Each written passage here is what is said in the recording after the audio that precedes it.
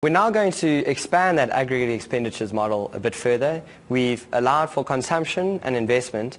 Now let's open the economy to the world trade. So we're going to allow to include exports and imports. So now we're going to have y is equal to c plus I plus x minus m. X is the value of your exports, m is the value of your imports. How will this change things? It's not very difficult. It doesn't change things in a very dramatic fashion. It just adds on a value so that in calculating your equilibrium, you have aggregate expenditure, how much you spend on goods, how much is produced. You've got your 45-degree line, and then you're going to just shift the curve upwards if your net exports are positive and downwards if your net exports are negative. So if you think of that value, you've got that equal to A plus BY plus I plus X minus M. If that whole value is positive, it's going to shift that A plus I constant up even further.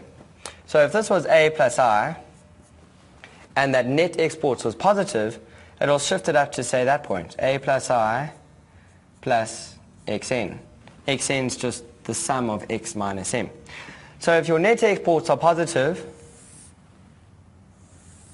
you can increase your equilibrium output from Y1 to, say, Y2. But if your net exports are negative, it's going to shift that curve downwards, and so you're going to decrease aggregate expenditure and decrease output.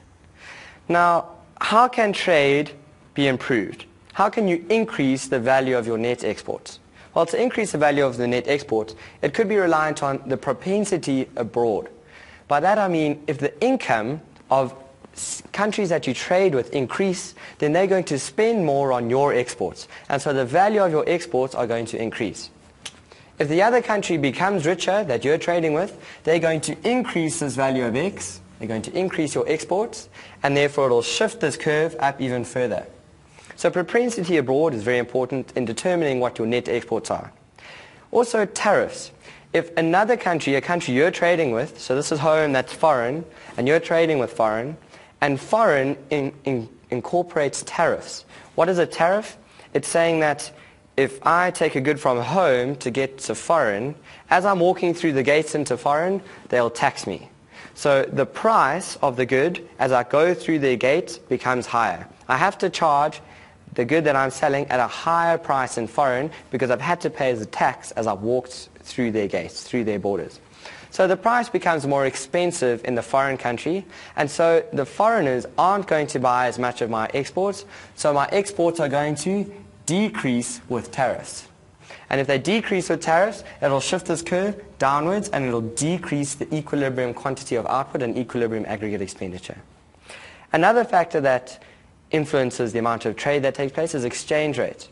If your exchange rate depreciates by a large amount, your goods are going to be a lot cheaper overseas. And if they're a lot cheaper overseas, they're a lot more competitive, and more foreigners are going to buy those goods.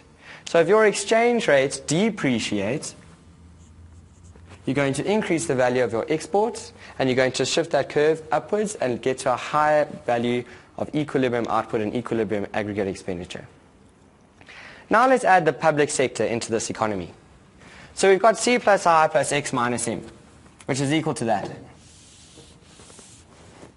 Let's say we add the government sector. So we're going to add taxes, and we're going to add government expenditure.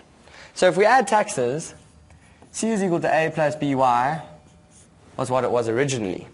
But that is just income. But now that they're taxes, we have to look at disposable income. We have to look at the income after taxes. So the taxes that you're always going to do in Economics 1 are lump sum taxes. So this is not the case. It won't be in terms of Y. Your consumption function will be in terms of Y minus T. This is your lump sum tax.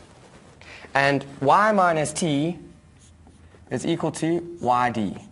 That is your disposable income. That's the income that you can use to consume or save any amount of goods.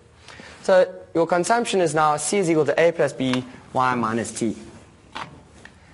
And you're going to include G in the equation because you're going to add government expenditure. So Y output is equal to C plus I plus G plus Xn, which is the original equation you would have seen, which is equal to A plus B Y minus T, the lump sum tax, plus G plus Xn. So you're going to add government expenditure and add taxes to that equation. What do you think is going to happen to your aggregate expenditure curve?